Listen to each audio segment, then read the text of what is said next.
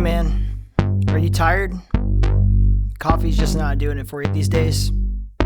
Let's talk about something different. Let's talk about cacao. Cacao comes from the theobroma plant.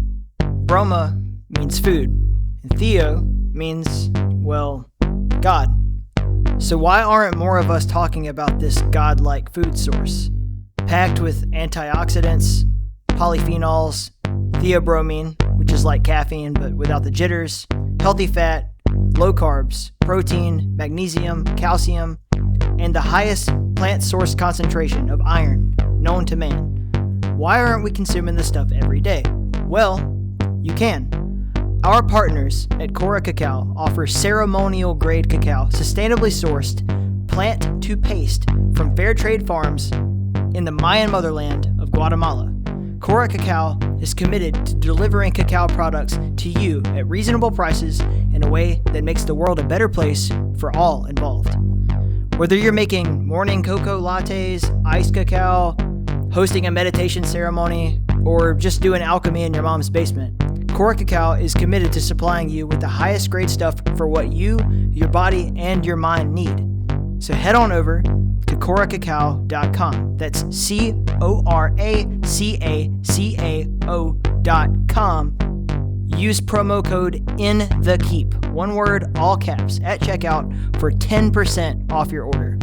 It's time to replace those bad habits with good ones, and using Cora Cacao for your energy and nutrient needs is a great place to start. I'm proud to call Cora Cacao a partner of In the Keep, and I hope that you will be proud to call them a new part of your daily routine. Much love.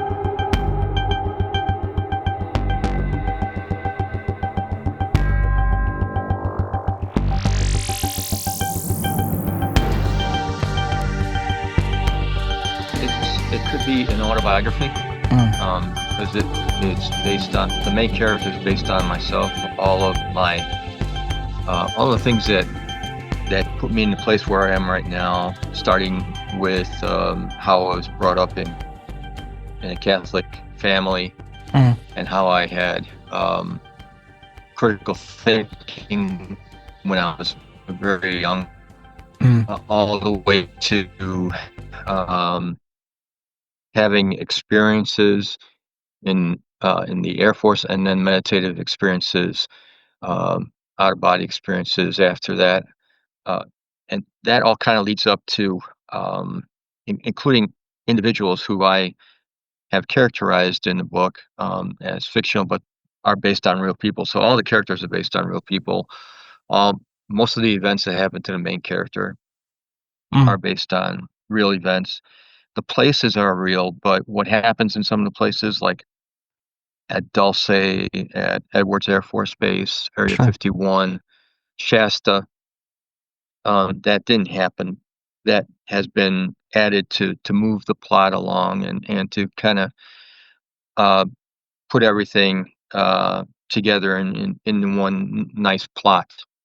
So the disclosure paradox, it's called the disclosure paradox because the idea of disclosure, which is the pressure of the public to get the government and other organizations to divulge information about extraterrestrials and UFOs, is not really in our best interest. And the reason is, with the paradox, is that disclosure would result in I guess consequences that were not intended, unintended consequences. Right. So, and that is because we are under what's called a technological and social quarantine from the rest of the universal community. It all started out when we exploded the atomic bomb in Hiroshima and Nagasaki. And it was like a fire alarm throughout the universe because for two reasons. One, they recognized that we were like children playing with matches, where we were not spiritually evolved or didn't have the psychological and the ethical tools to handle that kind of responsibility. Sure. And the other thing was that they knew that our scientists did not realize that that immense amount of energy expended in that amount of time affected other dimensions besides ourselves. So what happened was that it was obviously an alarm throughout the universe. They had to find out what was going on, and that's where we had a spike in visitation, in contact, um, in discoveries and sightings. And to this day, they still are quite, um, I guess, concerned about our nuclear capabilities. So many of the sightings are near places that we store nuclear weapons or that they are based, or where we are doing research with nuclear weapons and technology. Sure. So um, the disclosure paradox is a a story that links the extraterrestrial phenomenon to our spirituality. It tells the reader why we are here, what happens to us when we pass on, um, and what we are to do to improve our spirituality, and why it is that we are not welcome in the universal community. You said you grew up Catholic, right? Yes. Are you still a Catholic? No, I'm not a practicing Catholic.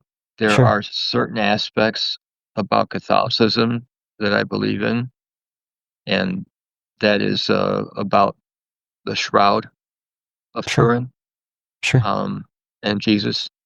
But no, I'm not a practicing Catholic. There are many philosophies that they have that I don't align with. Yeah. That seems to be the case with a lot of people where it's like I I don't I don't think that the body of the church necessarily represents what Jesus was all about necessarily or something along those lines. Yeah. I get it. It's also interesting just the theme in general right now. It seems that people are more and more talking in conversations along the lines of the ET thing and the angels and demons thing might be connected, Yeah, which has been like kind of. I feel like if you talked to an occultist, they could have told you this 100 years ago, right?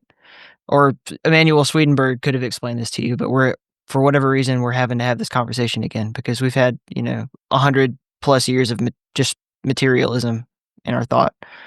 Um, but yeah, I think that's the trend, and that's probably closer to the right answer. I think that in general, we need to we need to do exactly what every movie tells us to do. Set all our differences aside, come together. We need every country to put up their best psychics and their best like physicists, their best occult knowledge people, their best mythologians, best architects, archaeologists. Everybody needs to be in a group together talking. All the leaders from every religious group. Just like, what do we have in common? We need to figure this out because yeah, it's pretty clear that we're dealing with some sort of we're dealing with a phenomenon no matter what. Like at this point, I think it's not even arguable that there is a phenomena that tons and tons of people have seen and taken videos of and, given their testimonials about throughout all of time. And it's just right now people are kind of waking up to that. right. Yeah. Um so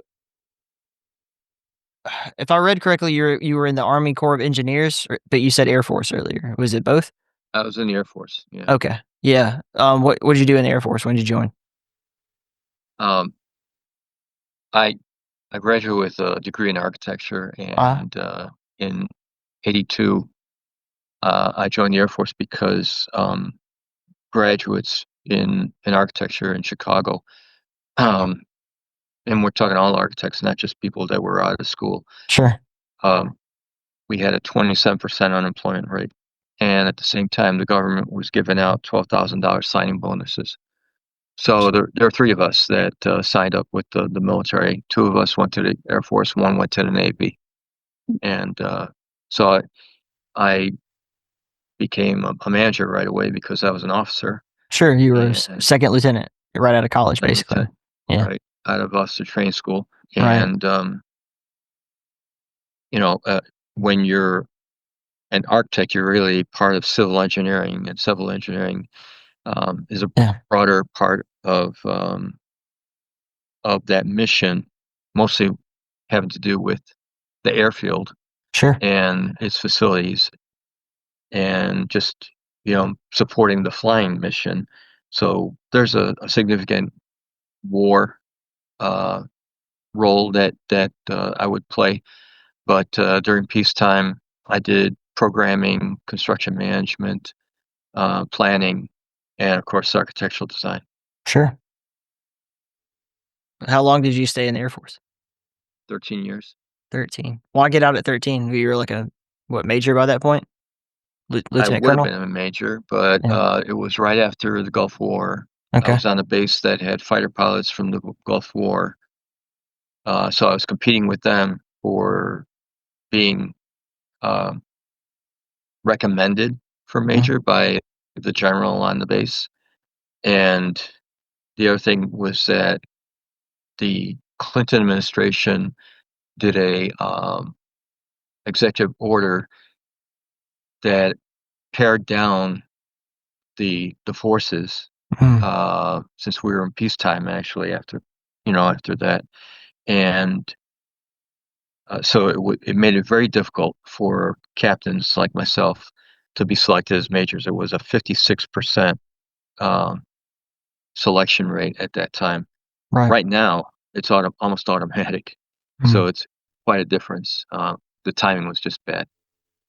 Sure. Yeah. No, I mean, like, at this point, yeah, major is the senior airman of the officer corps. It's like you just kind of get that. Um, then after that, everybody's just kind of like biding time, doing squadron management until it's like, all right, well, I finally get to put on my full bird, and then that never happens. But no, it's interesting. Yeah, I was a staff sergeant in the Okay, Air Force. I was a weather forecaster down in Tucson. Tucson. Okay, Yeah, so we had, like, the hub where it was, the 25th Operational Weather Squadron covered, like, Western CONUS all the way to South America. Like, so it was a nice. pretty big MOR, and, like, for weather people, that's, like, the most rough terrain in the world other than, Afghanistan. Maybe, or if we were gonna fight a war in Nepal, that would be pretty hard, but, yeah, if you got mountains to play with, yeah, there's all kinds of fun weather stuff, so, Oh yeah. yeah, that was 4 years of my life. Um, Wow. so and then I had done 6 total, but I spent the first 2 years in tech school. I went to DLI and then I went to weather. So between both of those courses, yeah, it took I certified 2 years into my enlistment So you for made staff sergeant in 6 years? yeah, yeah. Wow. Staff sergeant is pretty easy to make too, especially right now, so many people get out after their first contract, you know? Yeah. So, like, I mean, they give senior airmen away. It's not like E4 in any other branch of the military would be like, you're an NCO, like, for real. Senior airmen they're never NCOs unless they somehow go to ALS and then don't sew on for, like, a really long time, which practically never happens. But yeah, I made it, my 5th year, so I had, like, 1 year of having troops and stuff before I transitioned out of the military. But yeah, yeah, it's cool stuff. It's pretty but, like, so, like, civil engineering, I know that your primary mission is the airfield itself, but do you do you end up, Yeah. like, designing stuff for the base, like, if they wanna build a, I don't know, a community Oh center yeah. or something? Okay. Yeah. It all Yeah. depends what where you are. Like base level, we did Mm, renovations or we did plans for renovations. right. The larger projects were given to the architectural engineering firms, and I was reviewing their work. You know, So, what military base has the best hotel? best what? Hotel. Hotel? Yeah. Yeah, probably. From what I saw, I don't. I'm not familiar with all of them, but I think Travis is pretty good. Yeah, Travis. Travis. Yeah. Yeah. Oh my goodness. I used to drive out there to like deliver documents and stuff. It is that is a beautiful base. Just the location is wild, in the middle of nowhere. It's cornfields in every direction from the base too. But it's pretty, and you can see for miles out there. If you're trying to take like a weather observation, you could feasibly put like your visibility is unlimited, and you could put 77 miles to the mountain visibility on there. Pretty cool stuff.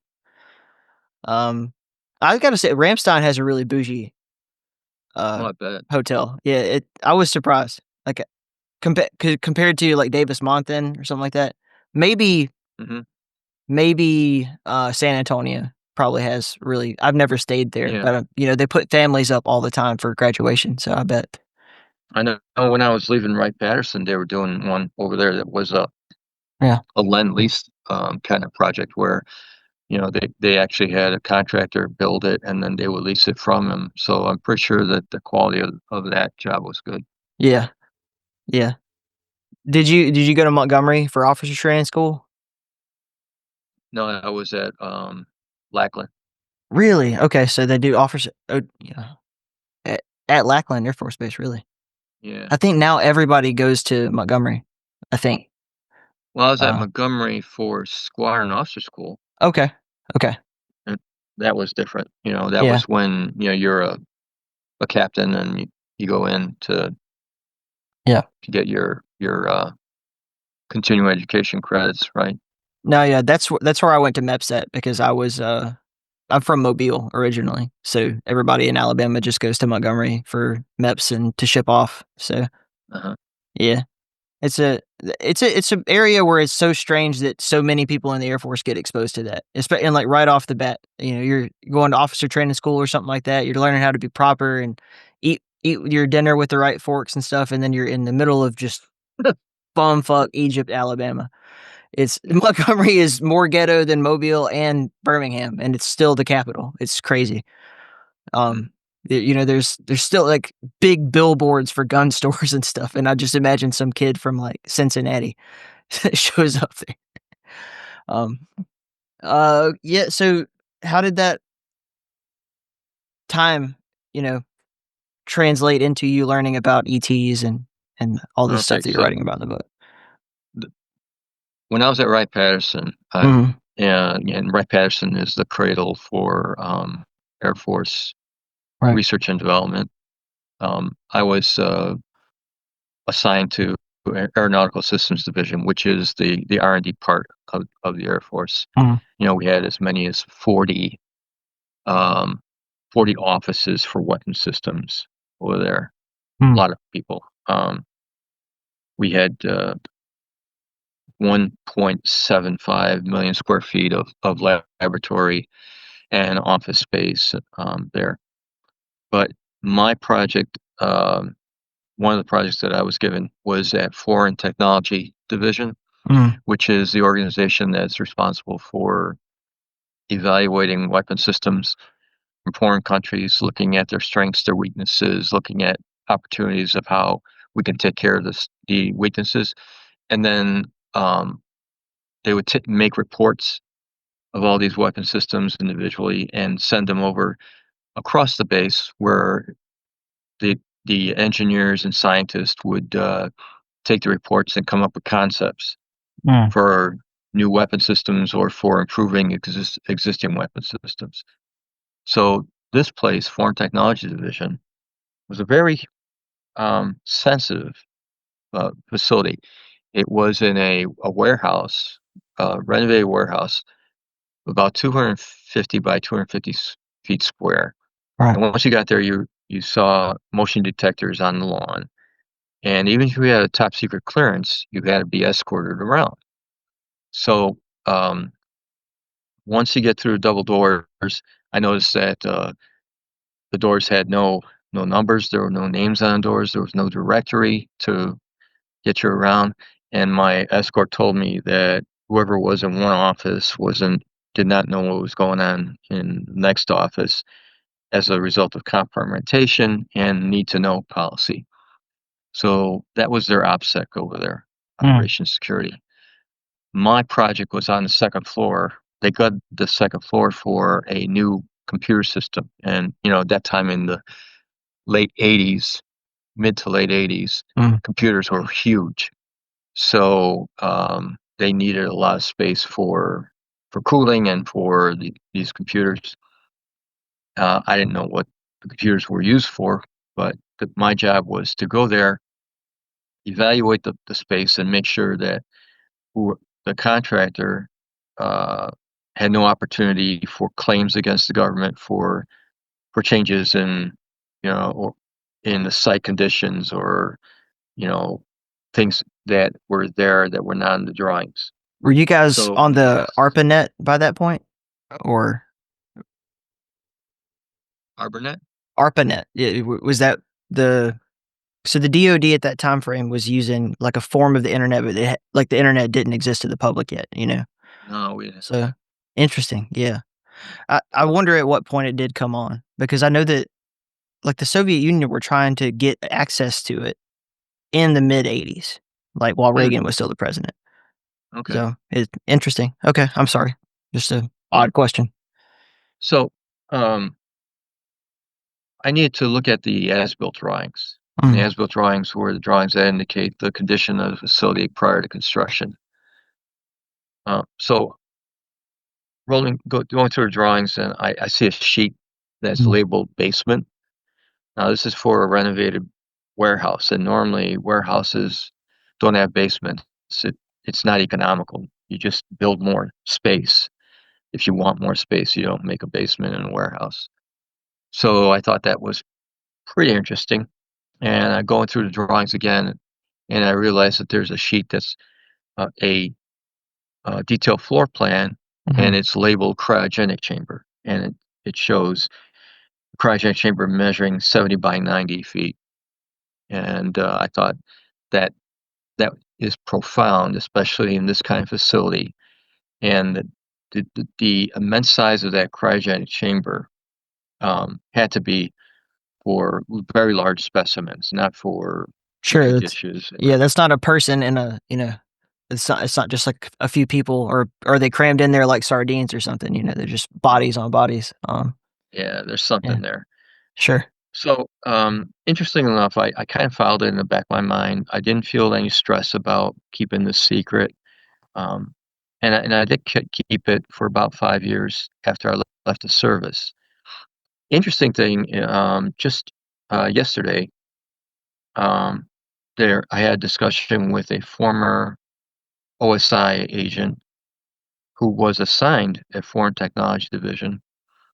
And he was in a meeting with CIA, NSA, and some other guys. Oh, the Defense Intelligence Agency. And during this meeting, he was joking around about, extraterrestrials and stuff like that. The CIA guy went to him, took him over to the corner, and told him, "We don't talk about this stuff here." And, the guy was telling him they was just joking, and says, "We don't joke about that here." So obviously something was going on over there. And it's also been, I guess, validated in Phil Corso's book, the Day After Roswell, where he writes that they shipped the cadavers from the crash at Roswell to Wright-Patterson Air Force Base. So that made sense. So that was one. You're listening to KEEP in the Keep. Please take a moment to tell at least one other person how much you enjoy the show. That's right.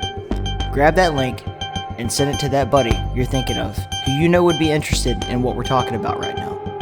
Maybe post it somewhere. I know it seems scary, but you can do it. I believe in you. Don't hesitate to leave a comment and a 5-star review, a like, wherever you're listening. And if you want, Patreon supporters for this show get episodes early, access to our secret Discord channel, chances to suggest questions to our guests, our games, and whatever else I can do for you. Every little bit helps. This podcast directly supports my ability to do what I love and take care of my growing family. The link is in the show notes. Thank you, bless you, stay in the keep.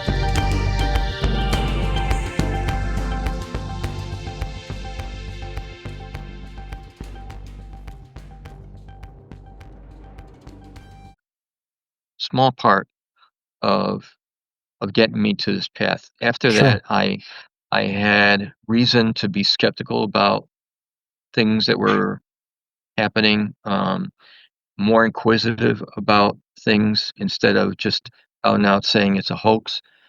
And it wasn't what led me to write the book.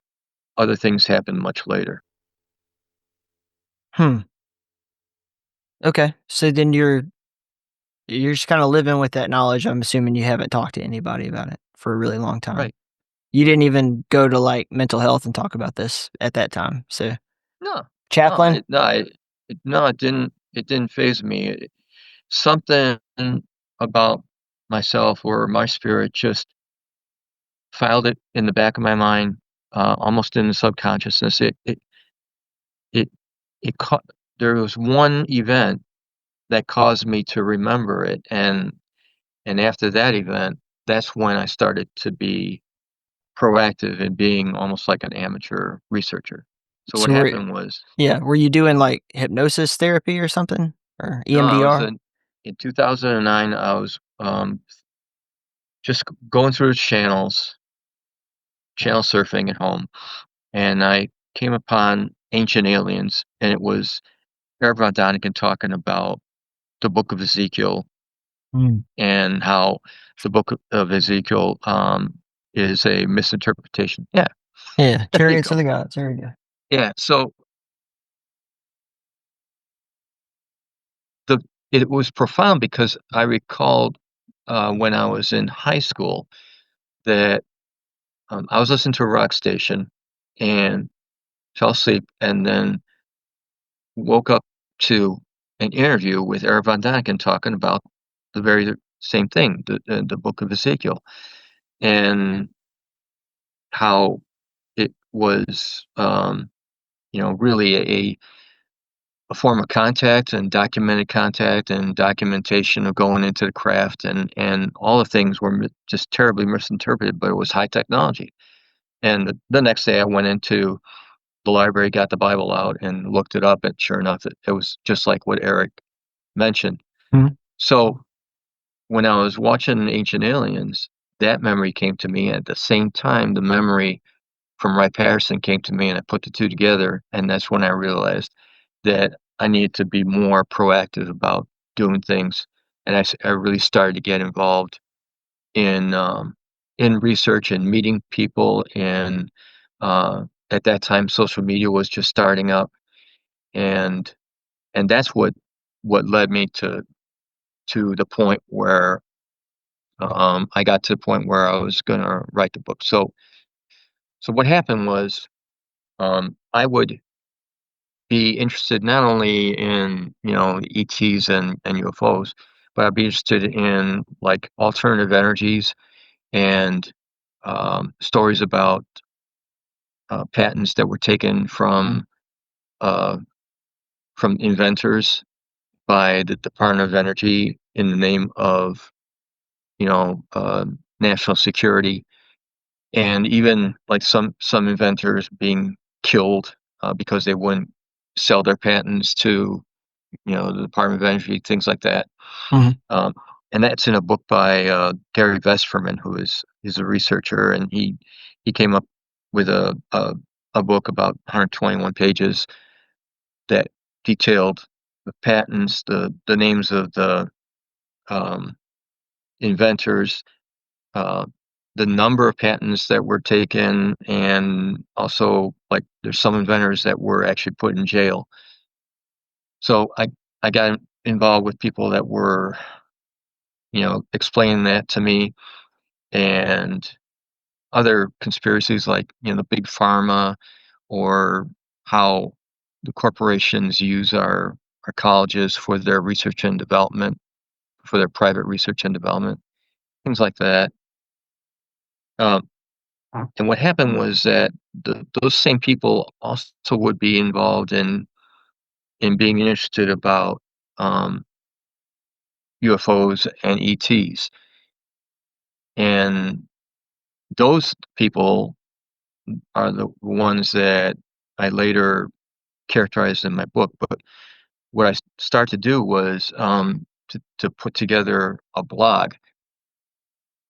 And what I also learned about these people is that some would say that they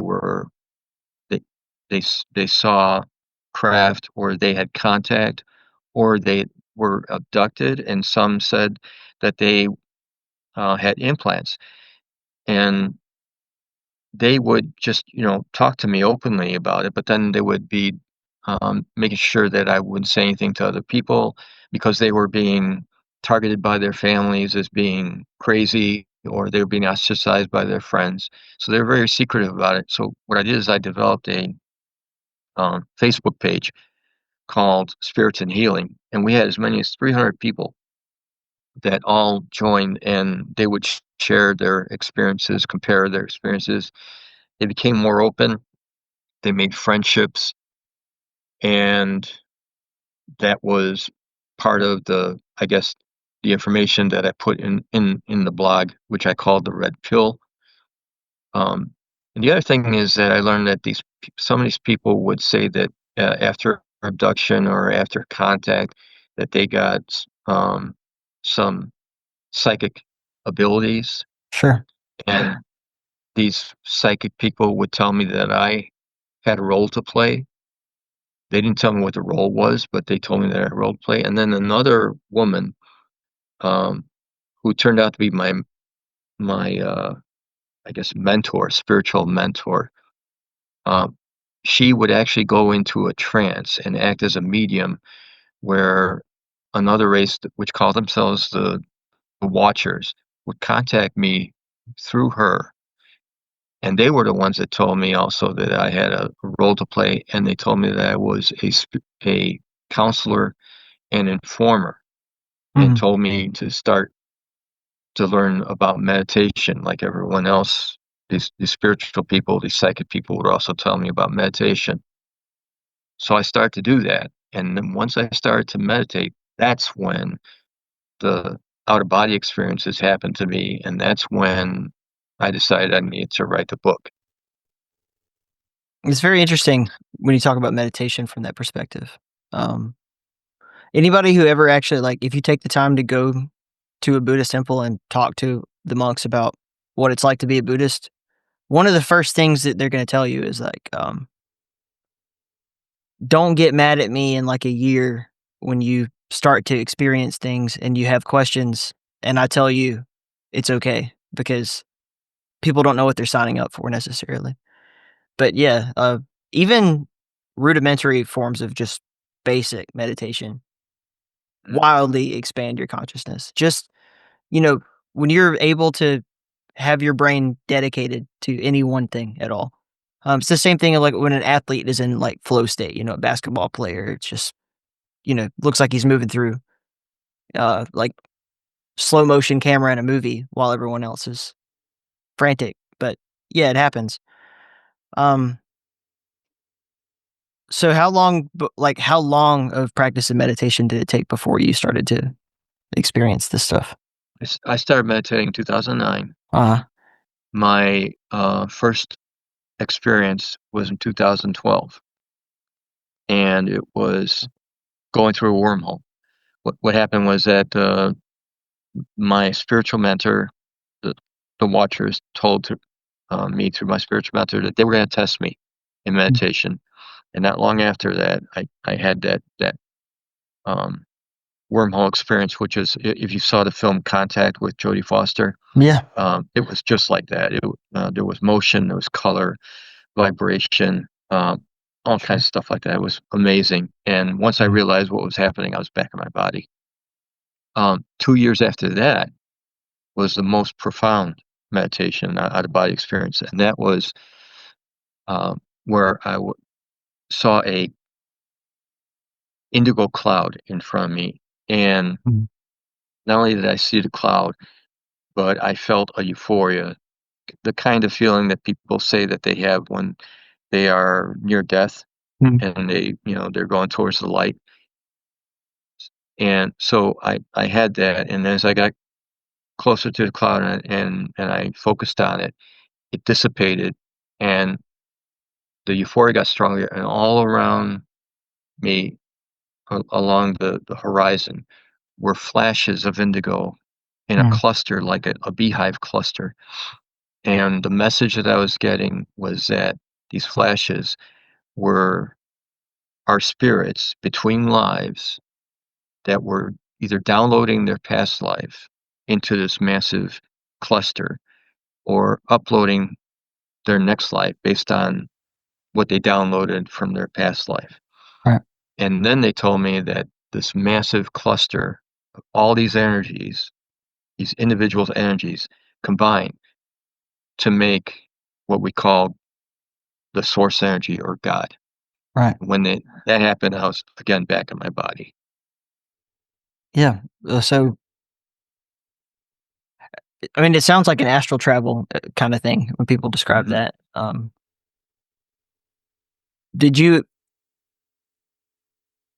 Did you know immediately that this experience was real, or did you wrestle with it being like, well, maybe I just had a wild hallucination?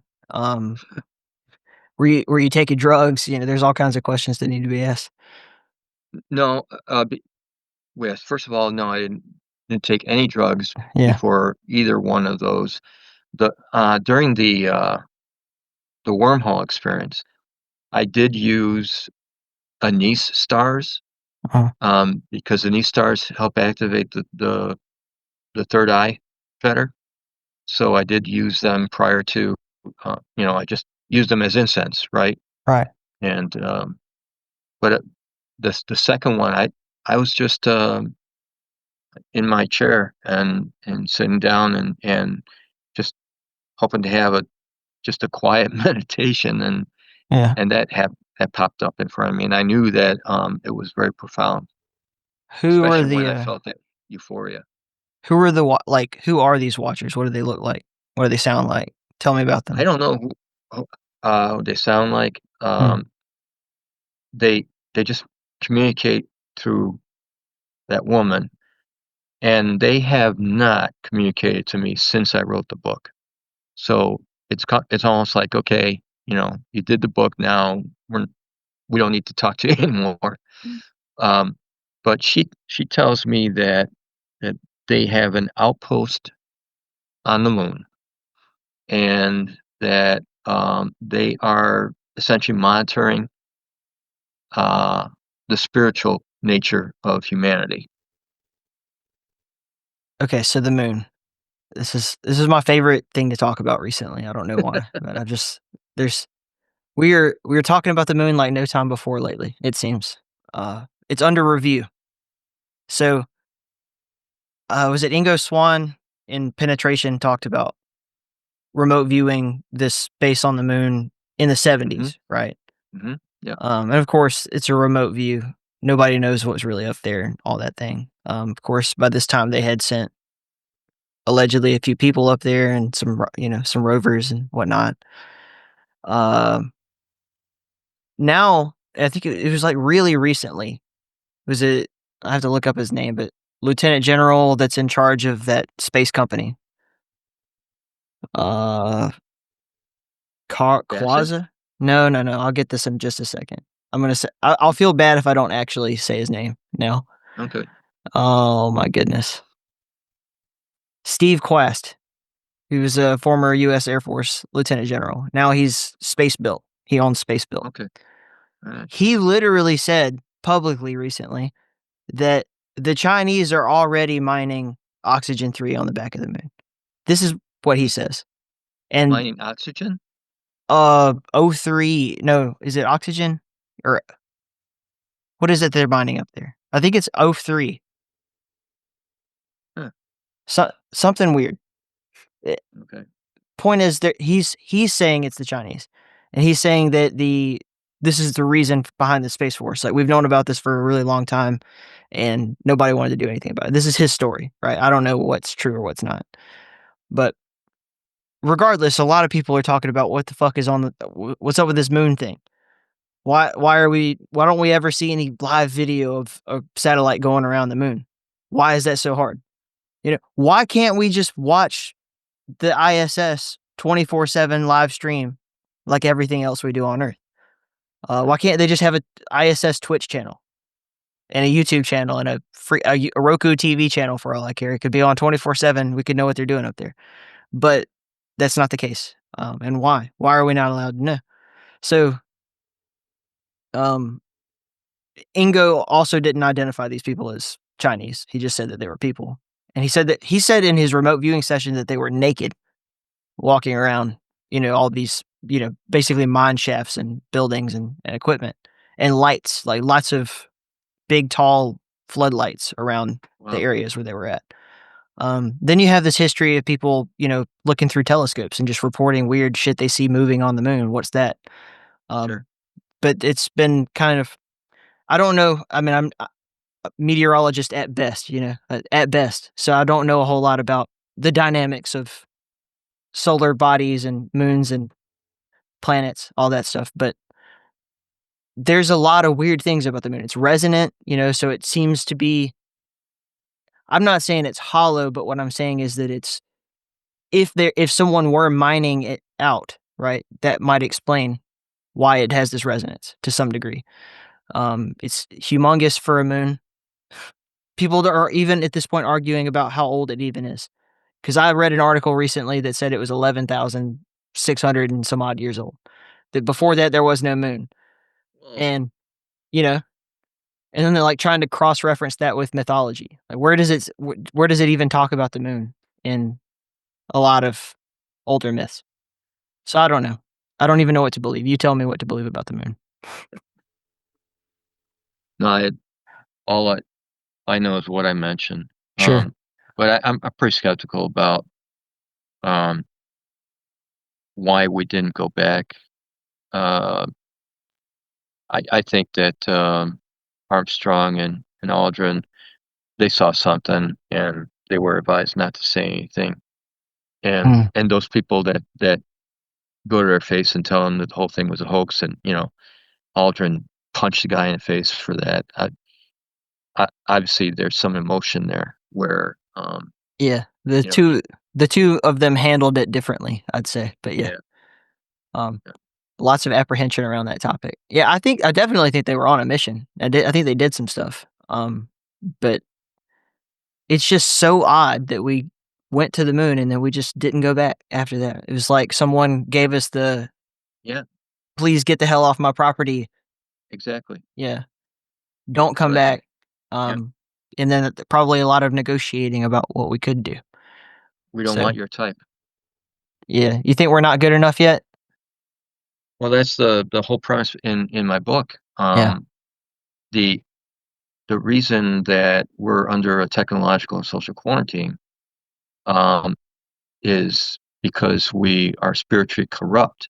And what makes us spiritually corrupt is our DNA. It's our DNA that is our original sin, not what the Bible says or what the Christians say. It's our DNA that makes us violent, barbaric, having an irrational obsession with possessions to the point of being greedy, and worst of all, being racist to the point of being genocidal, where we kill in mass many of our own.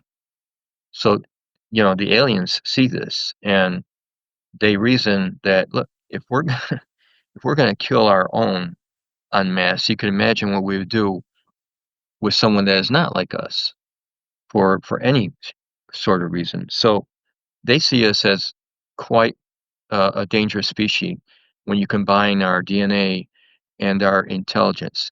We are quite possibly the most intelligent creature around because, they're intelligent, but they are more developed than us because they've been around much longer than us. They've been around much longer than us because their spirituality has the same level as their technology. We, however, have such a low level of spirituality and high level technology that's what makes us flawed. And when a race is like that, there's a greater chance of self-eradication. So these beings that we see, that are around us, that are watching us, they've been allowed to develop for hundreds of thousands of years, if not a million years. So you can imagine, with their intelligence, how far the technology advanced in those years, and how far technology would advance for us if we were to survive that long, but if we had a higher spirituality, right? So, so they're concerned about that because they know that if we have actual disclosure, and they have, I feel that they have warned our governments and organizations about disclosure, because they feel that if we have a disclosure, it would lead to contact. If we have contact, it would lead to a technological exchange. And if we had a technological exchange, we would take that technology, weaponize it, and use it against those that actually gave it to us. We did it. We did things like the Monroe Doctrine, Manifest Destiny, wiping out the Native Americans. We still do it with the people of the Amazon. We've started wars in the name of weapons of mass destruction. We've even started wars in time to spread Christianity. So they see all that, and they know that that's in our psyche. And they're concerned that if we are to get that technology, that we would use against us. That's why we are under the quarantine. And I'm sure that they have advised our governments that if there was disclosure, that there would be consequences, and they would probably have a preemptive strike if they found out that we had a certain technology that could be used against them. So our governments are dragging their feet because of that, and I think it's intentional. And it's also intentional to try and minimize all of the sightings that we see, all of the increased activity. The governments are trying to minimize that and keep it as low as possible so that it appeases the races that are watching us. You know of a guy named, I believe it's Robert Hansen. He wrote this. Well, he designed a model called the grabby aliens. What he means by grabby is that, like, basically there would be two types of civilizations that flourish at like a galactic level, and he's doing the numbers, like amount of time it would take, just based on what we know, to get from microbes to where we are now, and then extrapolating that further, just like a weather model. Yeah, it's works no differently. But yeah, so the two types of civilizations that would likely do well are the ones who are, he would say, quiet, like they keep to themselves. And then the other one is grabby ones, like ones that go out and colonize, right? And the fear, is that which one would we be, and which one are we trying to be? Right. I think wholeheartedly that if you took the human race right now and put them into, the United Federation of Planets, we'd be like the fucking Klingons. So we'd be like just killing people for no reason. Yeah. Because that's what we do. As good as we are, kind of at our core, that we And can't it's not seem to because solve of that. us, Right. but because of our systems Mm. and who's in charge and the powers and what's important to them. It's not because of just the general human, but it's what our system is. Sure. Yeah. And then on the other side of the coin, I think a lot of people who are spiritual, religious of any kind would pretty much agree, like, yeah, mankind is like not doing good right now. So Correct. yeah, if we all want to be accepted by the whatever they're calling the powers that be, and some people could say the Galactic Federation or whatever, and some people might say it's you know the angels. The Council of 12. Sure, the secret chiefs. Yeah. Whatever, the Mahatma. What did Blavatsky call her people? Whatever, the sages, the wise people who are standing at the end of time, with their hands up saying, hold on, human race. You're not quite there yet. Some of you are and some of you aren't. And until you guys can all get on the same page about this. Yeah. Yeah. It's interesting that happens so much even in our own history of colonization and empire building. Is one of the first things that they do is say, like, all right, new group of people, you guys can believe whatever you want, but you're all going to agree on what you want. Judaism is a direct descendant of exactly Cyrus the Great did that to them. He's like, look, you guys can be Jewish, but you're all going to have to agree on what Jewish is. Goodbye. Genghis Khan would do the same thing. Yeah. Even under various different Christian rules. It's like, all right, we're all, Too. yeah, we're all going to be Christians and we're all going to agree on what Christianity actually means. And it might, yeah, all of it. Every conqueror ever does this. And it's a smart thing to do. You want your people to have like a level of self-identity such that they are compliant, but you want to take away their identity as much as you can such that they can be like demographied. Like you can treat them as a demographic if you can control what they believe and where, wherever. Yeah. No, I think that's a really, how much of this information that you're kind of saying is your like conjecture versus stuff that's been directly communicated through this, through them talking to this woman to you?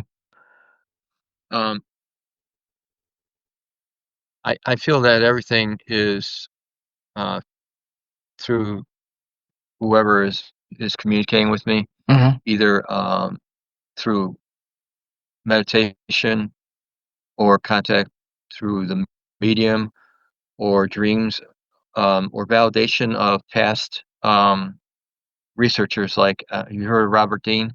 Yeah. Yeah. So a lot of Robert Dean's stuff that he says seems to be validated by the things that I've been getting. It's crazy to think, like now we have so much access to information, like just forget about the internet. I mean, just to like order a book and have it delivered to your house for no cost, basically. And then it's like the past couple 100 years worth of research was all scattered all over the place. And so now, like in 2025, you might read a book that was published in 1986. And it's like, oh my goodness, this is exactly what I thought. Like, yeah, this is exactly what I was looking for. It's the missing piece to this puzzle. And research in this area seems to be really kind of finally coming together. I think that, for a long time, people who were doing mystic stuff either had to be secretive or alone. And you didn't really have like a network of communication amongst people who were doing that kind of stuff. And what are they finding? I talked to a gentleman recently whose his opinion, he's an astrophysicist too. His opinion is that like aliens and spirits are exactly the same thing. And essentially like there is life after death, but it's more of a like a stepping stone kind of thing. More like a Jacob's ladder metaphor than perhaps people think of, you just die and you become an angel and you get your wings or whatever, like It's a Wonderful Life or that sort of thing. But he was like convinced. The spiritual part of the equation is that Earth is a school for our spirits. Sure.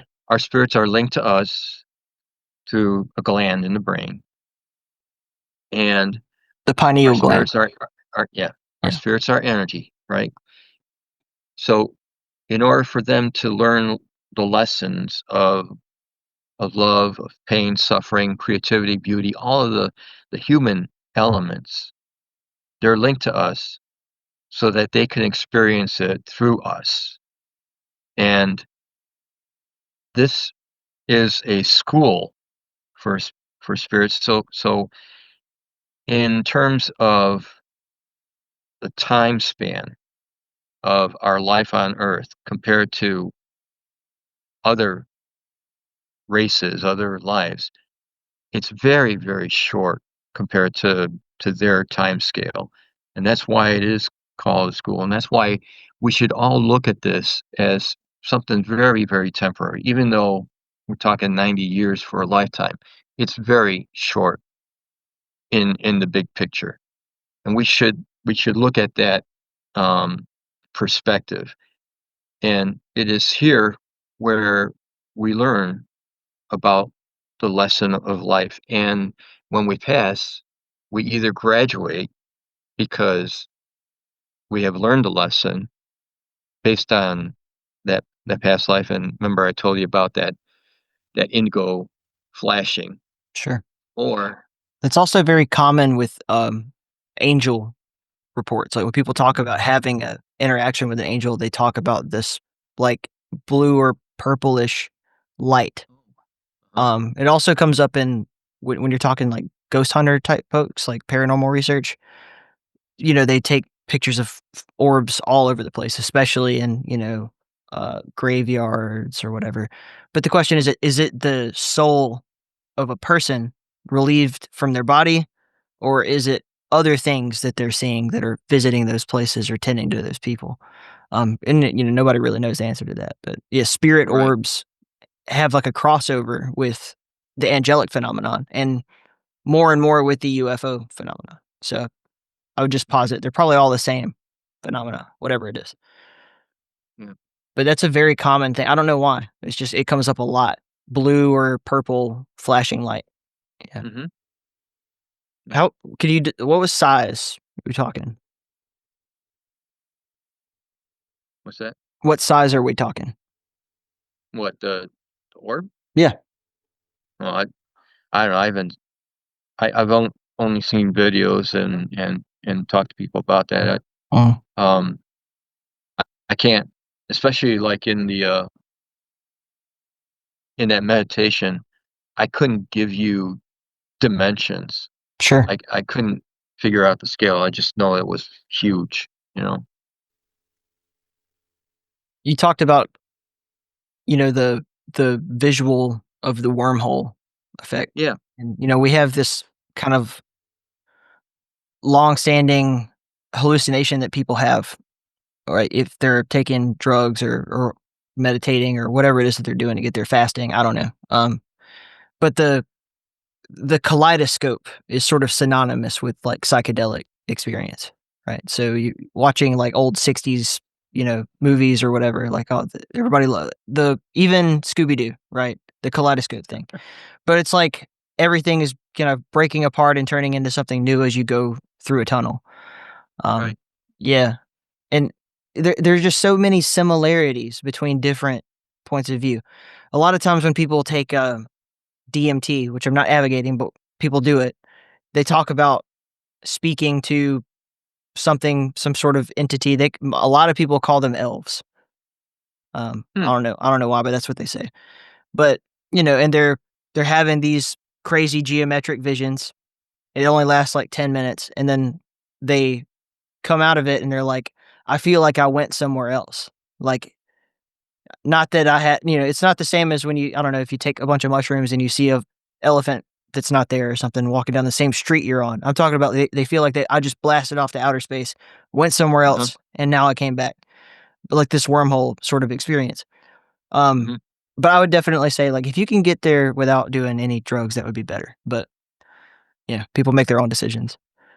But just the crossover between the way people describe these things is so fascinating. It's so it crosses so many lines that I think that we've spent a lot of time, on the same way you were talking about with we can't get along. Just we can't stop having war. We can't just calm down enough to put all our cards on the table and see what is the gross sum of human knowledge. Like, Yeah. if we all cooperated, what would be all of our best people and all of our best opinions and all of our best ideas Mhm. just put to the forefront? Then, do you think we'd be worthy? Um, I have a couple things in the Mm, premise of the first book that guides the plot, and people need to understand, first of all, that we are here to make life better for others instead of making life better for ourselves at the expense of others. If sure. you just follow that law or the rule, which was actually taught by Jesus, we could definitely have a leap in our spirituality. It would take care of a lot of things if people behave that way. The other thing is people need to understand that other people have a greater influence on your life than you have on your own. There are things that are happening right now far away with one person that will eventually affect something that will happen to you later on that you just, it's just part of the fate. We are on a straight line towards our destiny, but we don't get there directly. We get there through a meandering way.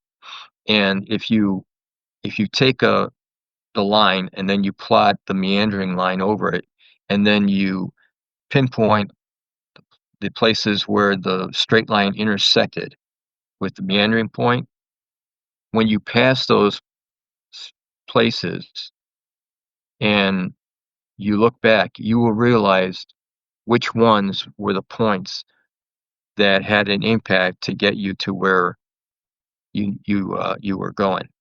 Only when we look back can we tell where the points are. You won't know what is happening in your life until it, it it's been long gone. Then you will start to realize how things were all meant to be to get you to where you were. Why is the military not putting you in handcuffs for talking about this? Yeah. Well, first of all, it's not national security.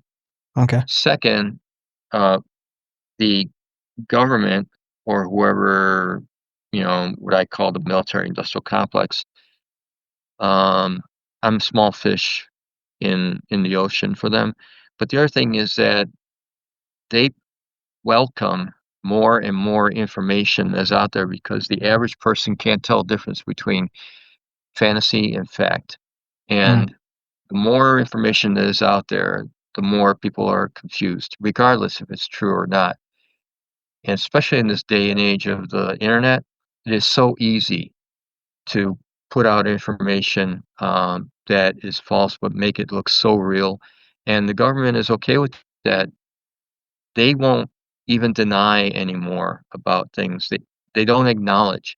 They just let it happen. And the more and more information is out there, it benefits those that are trying to hide the truth. Sure.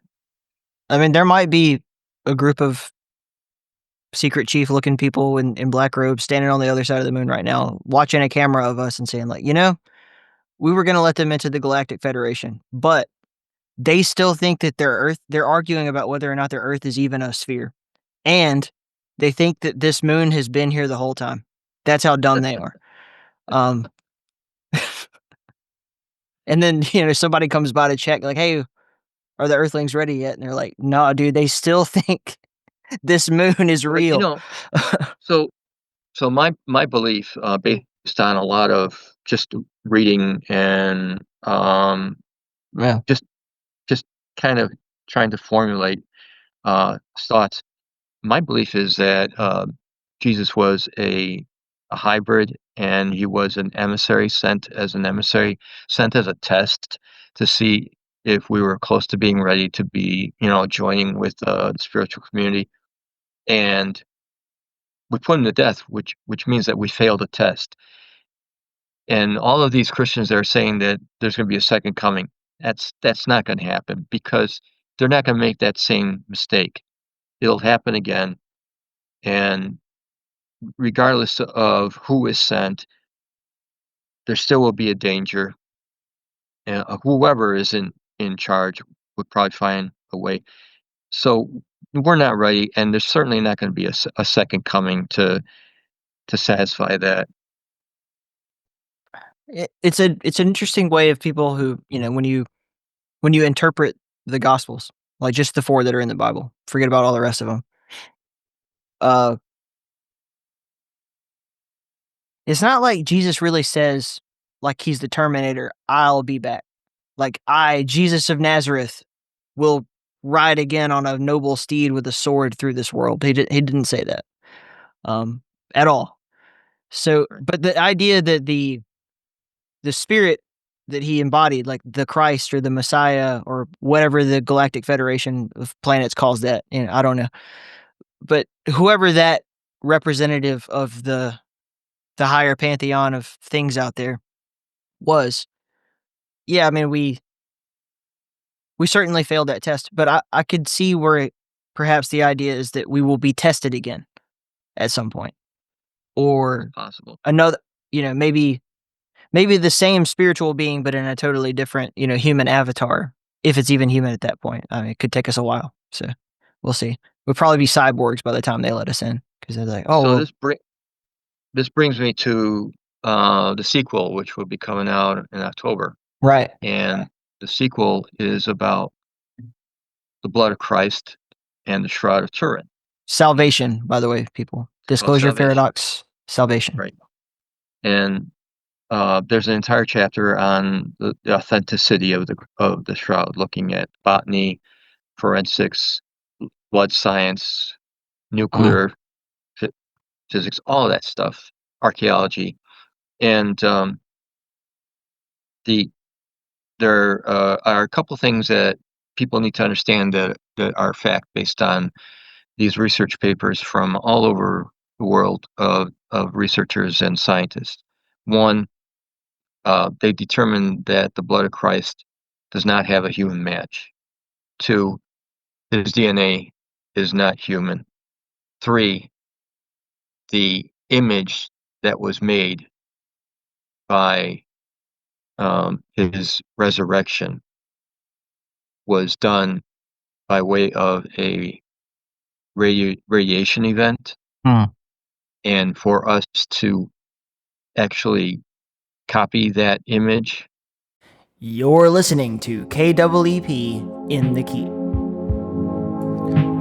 If you love this show and you love supporting indie video games, please take a moment to check out In the Keep's upcoming Stellar Valkyrie. Built in the GZ Doom engine, this retro first-person shooter puts you in the universe of space bird bounty hunter Falco, who is on a mission to save his ex-girlfriend from the evil Black Star cult. Just type birdgame.space, that's BIRD game.space into your browser. Hit enter, smash the wishlist button, and stay tuned.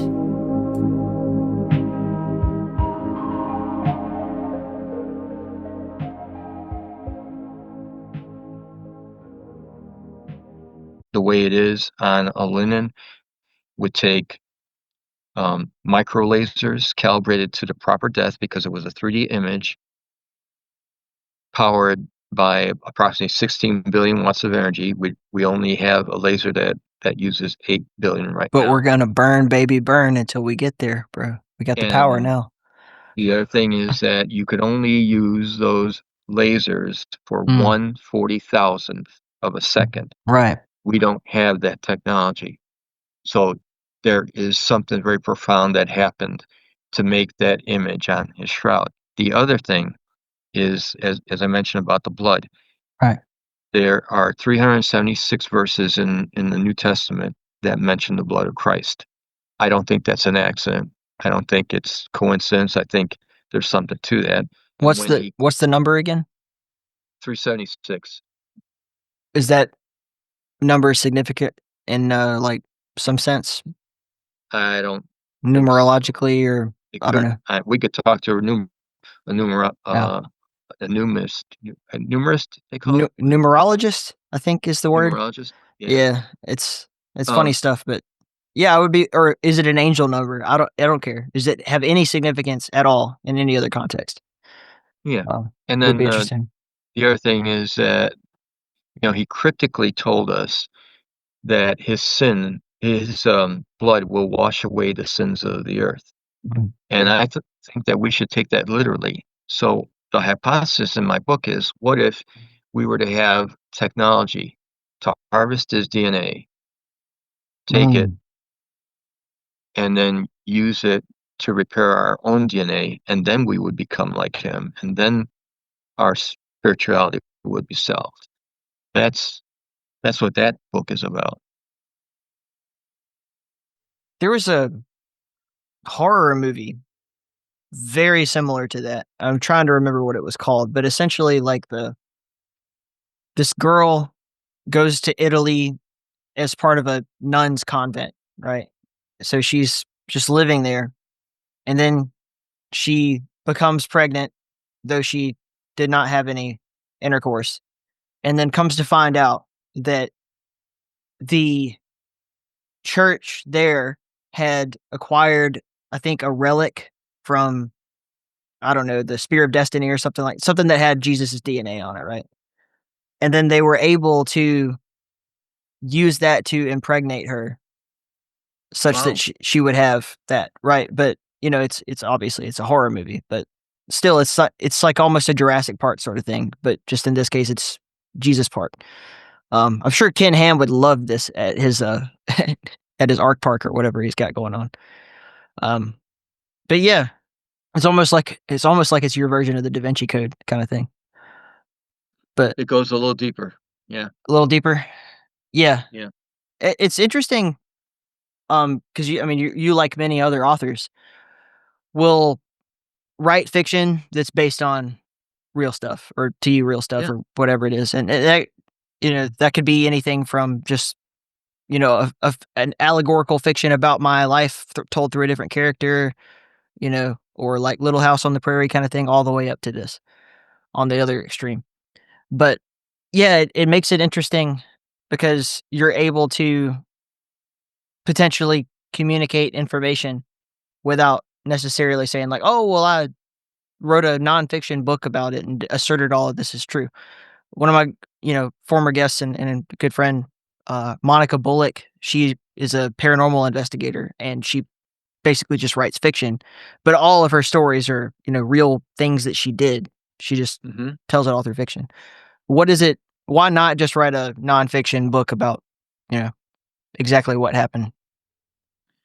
There are a number of reasons. One is that I don't have a following like Von Daniken or Dolan or any of the guys that show up on Ancient Aliens and have a following, or have their own podcast or have written other books on their subject matter.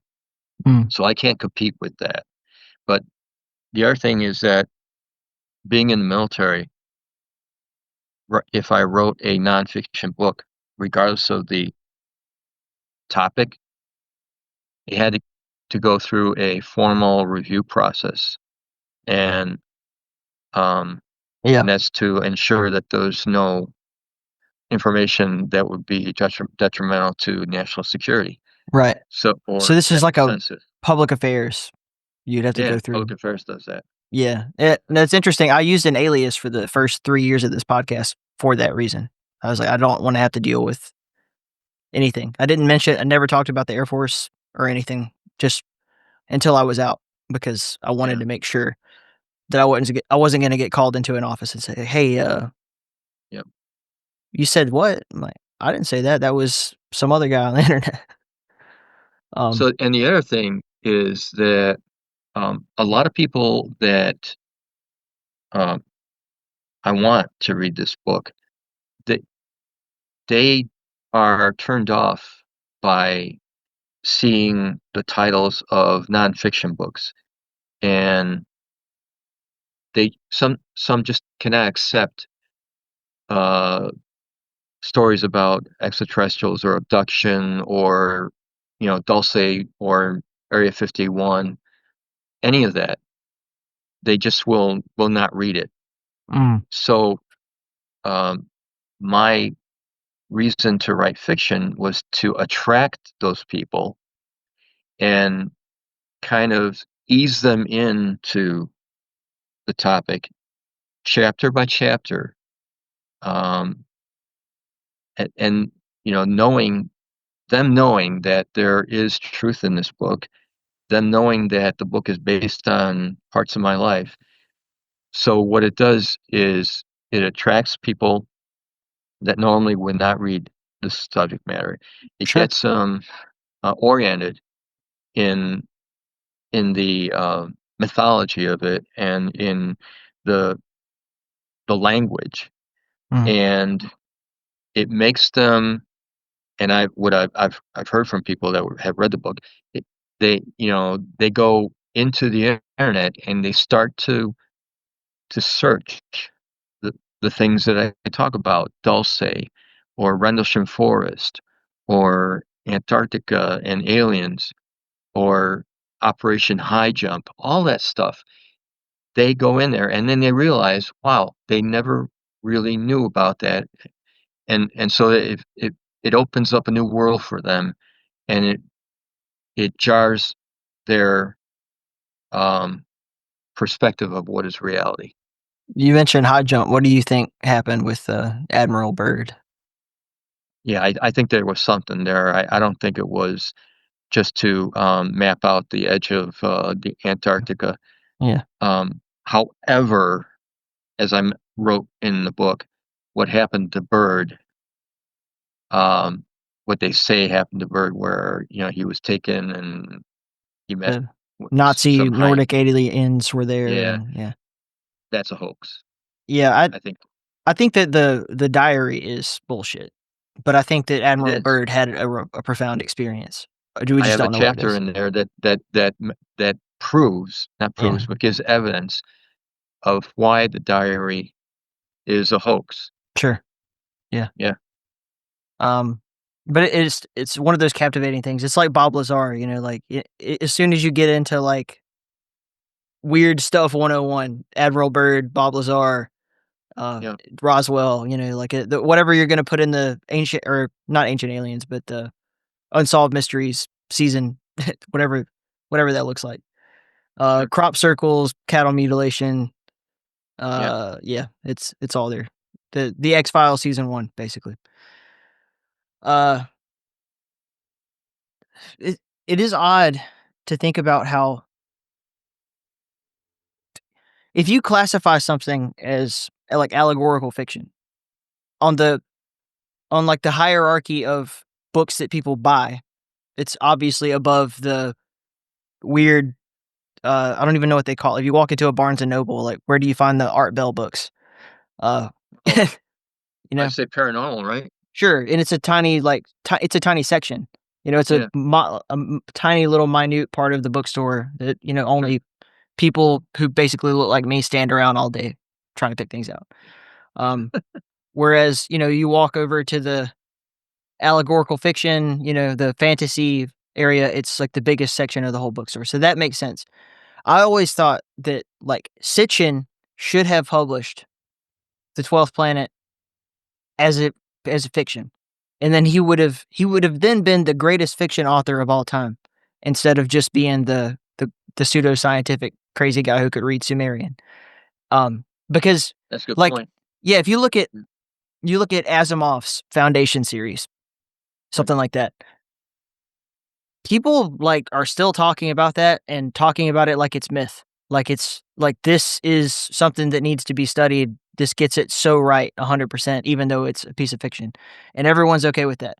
But you put the 12th planet up against that, and it's like, oh well, it's exactly the same amount of gets it right without really knowing what the hell he's talking about, maybe, as Foundation series, but it's this quack pseudoscience book. Hmm. And it's forever going to have that stigma to it. The same thing. I mean, Chariots of the Gods, I think, is a lot more conservative than Sitchin, by Oh yeah, far. Way more like I think Chariots really just asks questions. It doesn't really make any statements. It's just like, sure. could this be the case? Like, should we be paying attention to this? Yeah, That was kind of Von Daniken's role, but yeah, if you want to tell a story, it's way easier, I think, to do it in the form of fiction, and people will still take it seriously if it's good. You know, when I was 13, maybe younger, maybe like 10, I thought I was gonna go to Hogwarts. Like, I was waiting on that to happen. The fantasy really captures you, and yeah. it really makes you think. But, even the Da Vinci Code, we mentioned it earlier, was published as fiction, and people still believed it. People are like, "Oh, this really did happen, the Mona Lisa, all that stuff," or National Treasure, those movies are really fun too. So, I don't think that even labeling yourself as fiction has anything to do with what people believe at all. Um, do you do you find like the readers of your works, what are they like? Like, what's your demographic audience? Gosh, uh, well, all right. A lot of them have the door open about um, extraterrestrials. Probably the majority of them have that door open where they will allow the thought of considering um, extraterrestrials and Mhm. things like that. Um, a lot of them have background in meditation and understanding uh, psychics. Mm. Um, and there are some that are religious. The one group that I get a lot of pushback from are atheists because Yeah, my book has such a strong spiritual right. thread in there or vein, and they absolutely refuse to consider that when we pass, that something separates from us, and that something is the more profound part of us rather than us being, the human host, if you will. They they refuse to believe that um, that we are secondary, Sure. and so anything that I mention about my meditation or um, having contact with people that have had contact or um, uh, the medium, they say, "Well, give me proof." Well, I can't prove anything about my meditation. You can't do that. So they write it off. So that's been the most difficult part about this whole thing is trying to get atheists to open up on about that, and they're just very, very hard to get across. Yeah, I don't understand how you could believe there's nothing. Um, Right. I could understand even if you are, like, truly an atheist, is does that mean, like, there's no possible higher intelligence in the whole universe that could communicate telepathically? Like, you can't even posit that that might be possible. You like, agnostic, at least, on this kinda thing. But then I guess you could still make the conjecture, well, if they are a higher intelligence that exists within the universe, that's not God. You know, that's not necessarily even good. It's just something bigger than us, and therefore, but even still, how can you then say there is nothing to it? Agreed. That's strange. But I mean, yeah, people. I understand what it's like to think that way, but I haven't in a long time. Um, it just seems so closed minded. Like it's like if an alien like walked up and slapped you in the face, you wouldn't believe it. Or or if you did, almost always, like, people like that that are super hardened like that, it takes them having some kind of experience, and then they're like, "Well, now I don't feel that way anymore." Yeah, I think Neil Tyson Degrassi Yeah, has a real good explanation about a God, right? He says, either God could be good or could be all powerful, and he explains how um, it can't be both, right? sure, And my thought is that okay, well, if God is that source energy that I talked about, sure, well, energy has no emotion. That energy is just nothing more than to create by the power of thought. The power of thought with that immense um, mass of energy could create wonderful things. But it is neither good nor bad. It just once it creates, it lets it go. praying to an energy won't do anything. And so people need to know that there are limits to this source energy. It's not something that is controlling us. It's not something that will help us, because this is a school. If we ask for help and we get it, it's like cheating. We won't learn our lessons. So there will be no divine intervention unless it's actually part of the plan.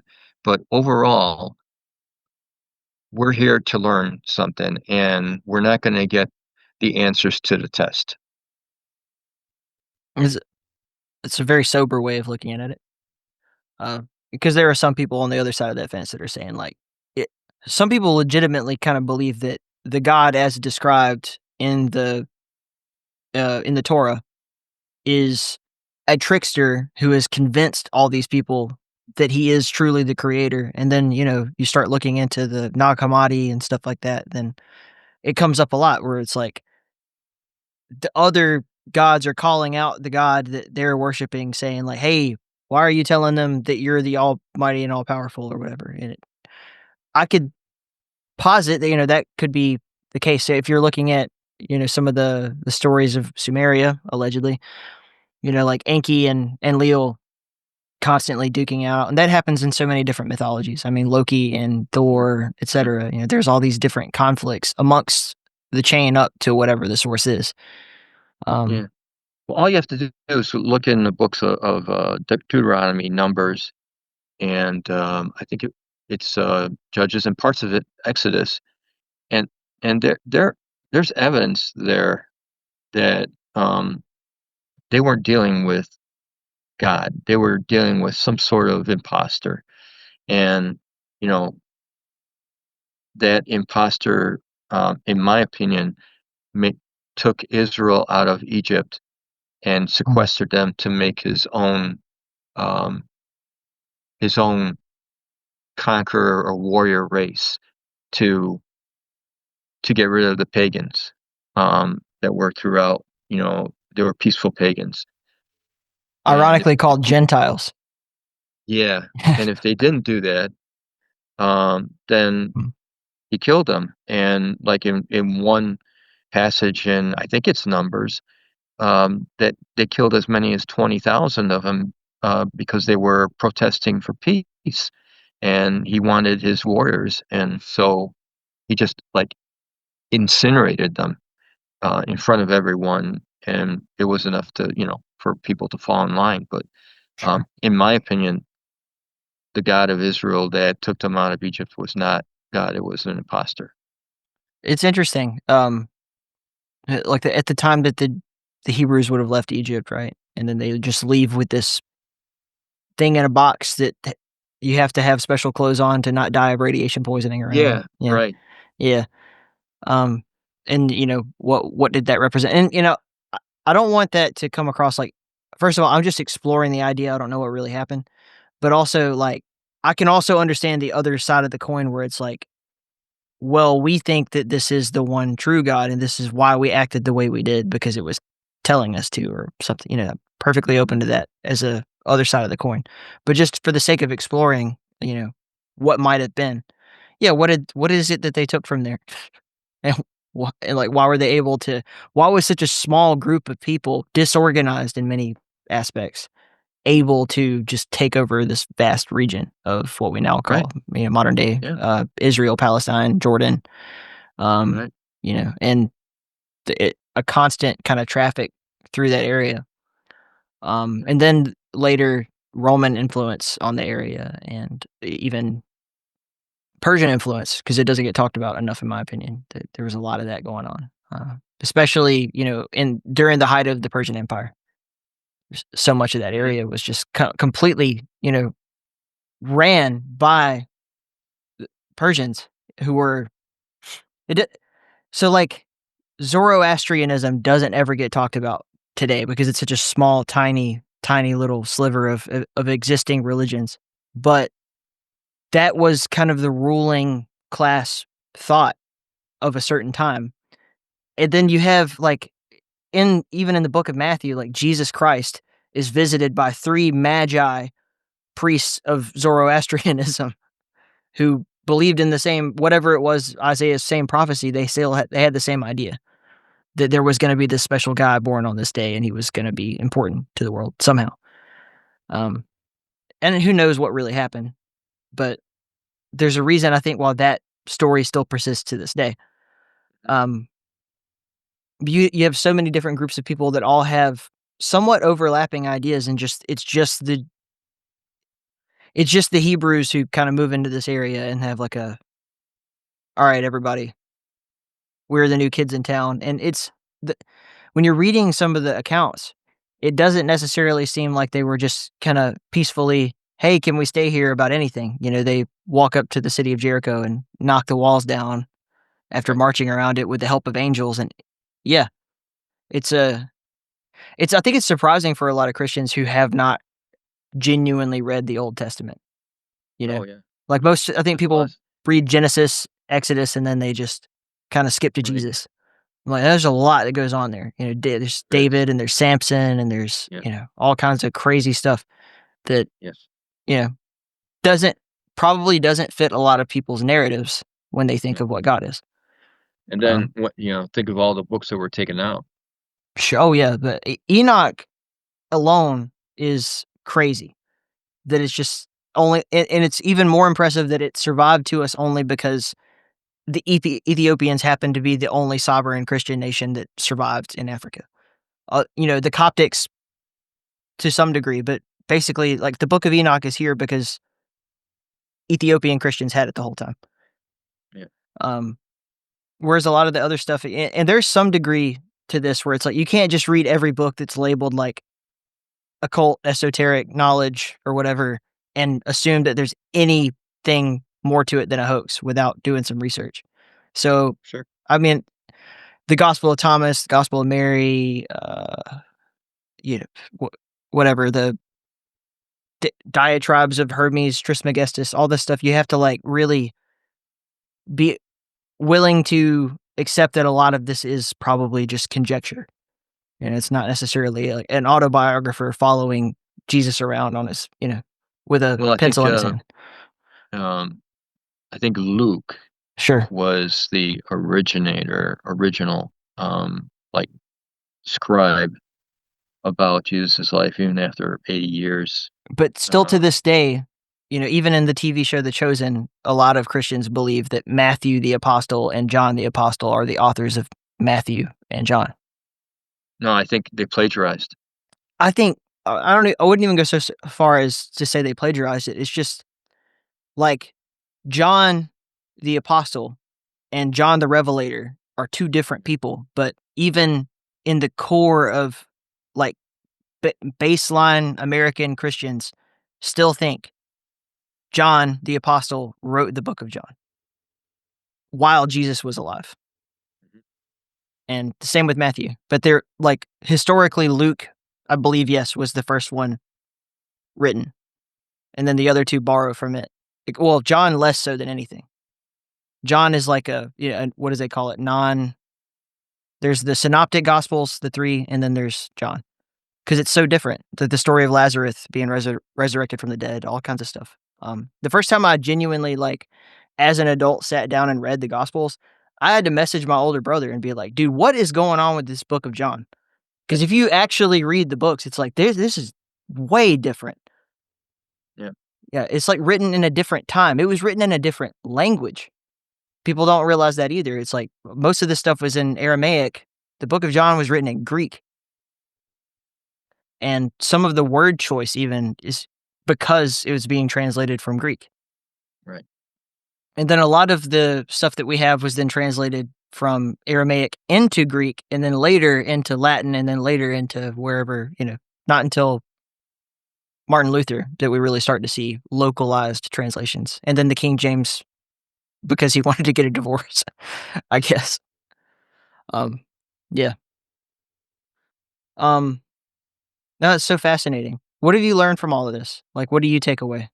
Other than just, I need to write a book. Like you said that they stopped communicating with you. So where does that leave you, like, emotionally?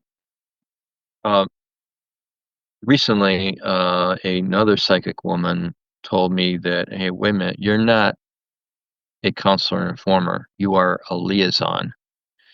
And I wondered, okay, liaison between the humans and what? What am I? Am I between the humans and the spiritual world, or a liaison between the humans and something else? And I didn't get that yet. I imagine I will. Um, the important thing is that everyone needs to know that everyone has a role. Mhm. Some are bigger than others, but everyone has a role to play in this school. And some have realized their role, some haven't quite figured it out yet. I feel that there are sleeper cells like myself are out there that will eventually be awakened and contribute to the spiritual evolution of our humanity. I think Mhm. it's our destiny. As far as the speed, um, we're just going to have to be very patient about it. I myself, I don't think things will happen in my own lifetime, but um, my message perhaps will plant seeds for other people who will have children, I suppose, Mhm. and we'll talk about this with their kids, and I kind of make it sound like a religion, and I don't want to make it sound like that, but um, th- it's it's to help ourselves evolve spiritually so that we don't lose sight of why we are here and who we really are. I Yeah, I think it's very troubling for a lot of people to think about things in terms of like, well, it's not in my lifetime. Anything that goes past 70 years in the future, it's like doesn't exist to most people. I mean, honestly, man, if you're, I don't know, like a addict or something, there's a lot of people out there who are just thinking about the very immediate, what do I need right now? Whatever that happens to be, you know. Mhm. Oh, I need to get through this day of work so I can get home and drink, or I need to whatever it is. Um, and don't have a lot of space in their life to even begin to open up the door to think like this. It's interesting that you mentioned ancient aliens being the thing that kind of made you think. And it's something I've brought up. It's been kind of a theme on the show recently. Is as as stupid as that TV show is in so many ways, it is great that it is kind of a gateway for people to just be exposed to that information. Just Yeah, just the sheer amount of people who didn't even never heard of the Book of Enoch before that show, and the right. probably amounts of audiobooks that have sold specifically because someone heard that, like, the 18th time on Ancient Aliens went out and just bought, like, Daniken's book. What's the Childress guy that wrote the Technology of the Gods is always on that Yeah, show. and Um, then and Graham yeah, Graham Hancock for sure has had it. Hancock, right?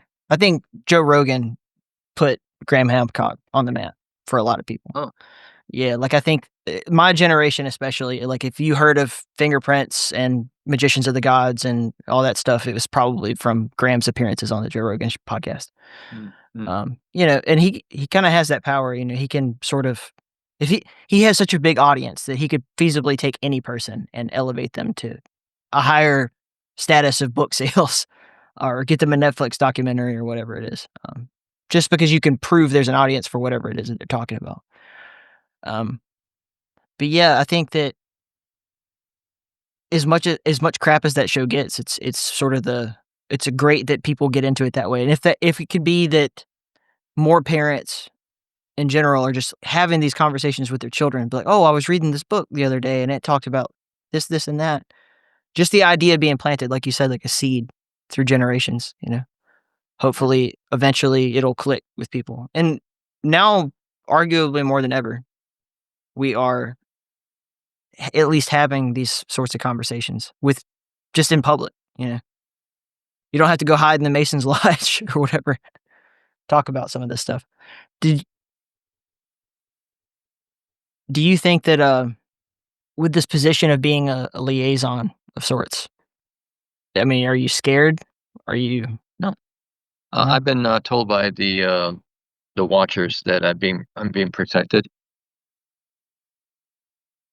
Do you think that you think anybody would want to get rid of you for spreading this kind of I thing? did have a death threat already Okay. for my book.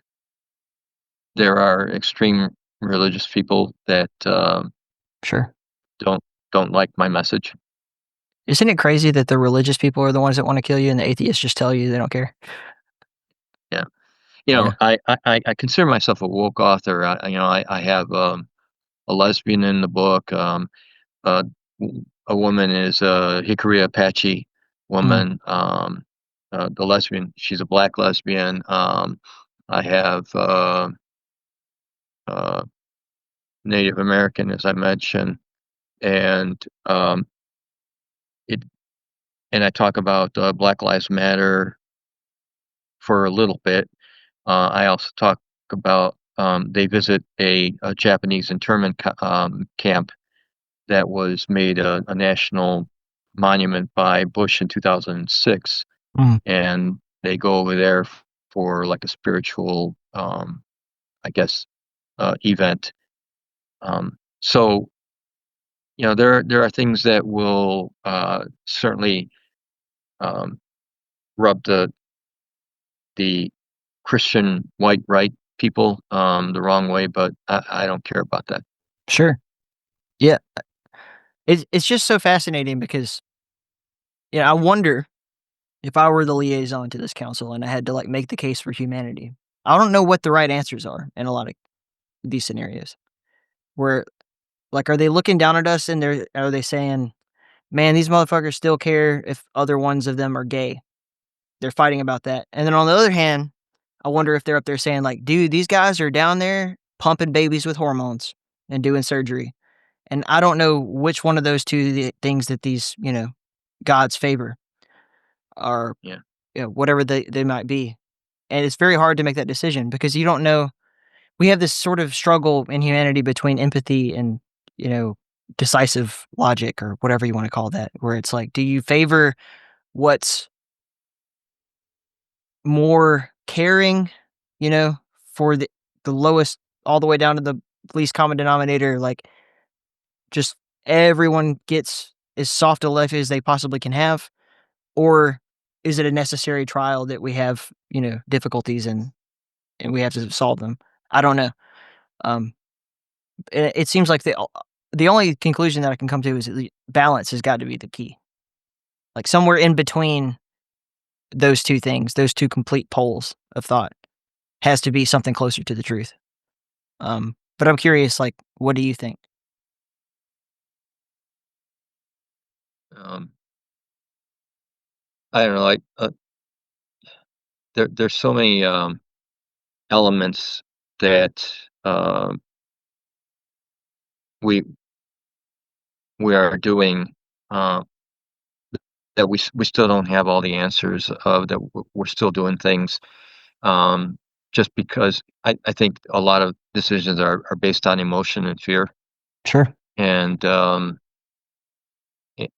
and especially in this day and age with the internet it's so easy to convince people about something that isn't true Right. but because certain people are in power or have control politically, um, it appears that that's the way, Mm, that's the right way.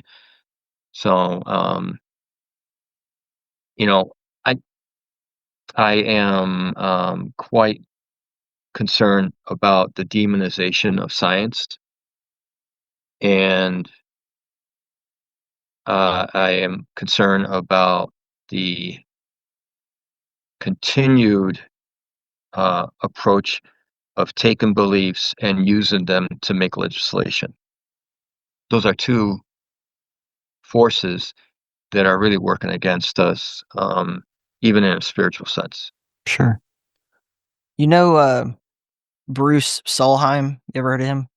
I've heard of them. Yeah. Yeah, great. I had him on pretty recently, and he has the whole a very similar story, but he communicates with Anzar, right? And many of these cases are people who are. It's fascinating to me.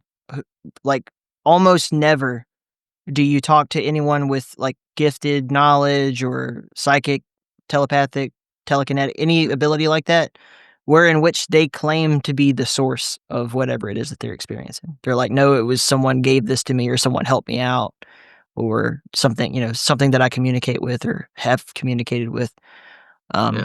that gives me direction or whatever it is. And that was very true in Bruce's case. And he was a very interesting fellow. I actually just read his autobiography a couple of days ago because he sent me a copy. It's really good. It's like a comic book autobiography too, so it's neat. But yeah, the tendency for this to be like channeled information from something else is ubiquitous. And at the same time, I think that a lot of our religious type folks out there would just point out, how do you know you're not being lied to and manipulated to spread false information? Yeah. I think that comes from inside. Mm, It also comes from just multiple um, synchronous events, talking to many people about it and getting validation in that manner. mm, And also, um, what is what is the end game? What you know, who benefits from it, and you know, what am I getting out of it? Um, so I think because the the end game is altruistic and it's to promote humanity's spirituality and doesn't involve like um, self enrichment. I think that's probably one thing that I feel validates what's happened to me. sure. Yeah. You heard of Don Phillips? No. I don't know why this is just one of my favorite cases to talk about recently, but so he is a British gentleman who communicates with an entity named Becky. That's what he calls her, who does this for him, like gives him a lot of information. Basically, in his case, it's like to help communicate or solve paranormal cases, like spirit world type stuff, right? Um, and it's just one of those fascinating things where it's like empirically, this dude has something going on where he's able to know things and do things that people ought not be able to do. And on the other hand, the fight is about what is the actual source of this. So they uncovered in the investigation that this entity claiming to be a woman named Becky who died in a plane crash most likely did not even exist. So then the question became like, all right, well, why did she lie about that? Mm. And it's enough to cause, I think, people to really question, like when folks are saying, I hear voices in my head or I talk to someone in my dreams or in my meditations or whatever, that it's potentially, uh, some people might use the word malicious or demonic or nefarious or whatever, but that it has something other than is the same as if we can posit that the ancient Hebrews were not talking with the one true God, but were convinced that they were, right? Same principle. Right. Um, that must, to me, that would be scary. I think if I had the same experience as you, I would be plagued with what do I trust? Yeah, I've had that very early on, and then I reasoned that with all the stuff that continued to happen, that this was Mm, something that was authentic. mm, Um, I need to tell you that I need to leave soon because I have to take my grandson to mm. the doctor. No, we can wrap it up. That's fine. I mean, we Okay. got a solid almost 2 hours already. That's more All than right. enough. Okay. Um, so we'll just kind of sign off here and let you go, if that's cool. Okay. So All right. folks can find your works at the disclosureparadox.com. Yep. Yep. Yeah. And if they have a a bookstore that they like, instead of buying from Amazon, they could go to the bookstore. It's in the system. They could order it through the bookstore, and it'll be there like in 3 days, from Right. mail order or something like that. So they don't have to buy it through Amazon. Sure. And it's available in Canada and in England too. I have a publisher. That's And if you awesome. want me back to talk about the second book, I'd be happy to come back too. Yeah, just like whenever you're ready, you or Shirley or someone can let me know, and we'll make it happen. And I'm sure we have much more to talk about than just what we're able to cover today. So Yeah, great conversation. Great questions. well, thank you, sir, and have a good rest of your day. All right, thanks, Tyler. Bye.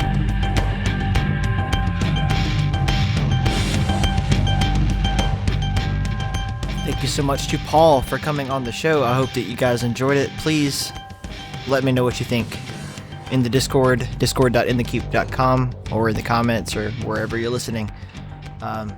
We look forward to it. I love you. God love you. Till next time, stay in the keep.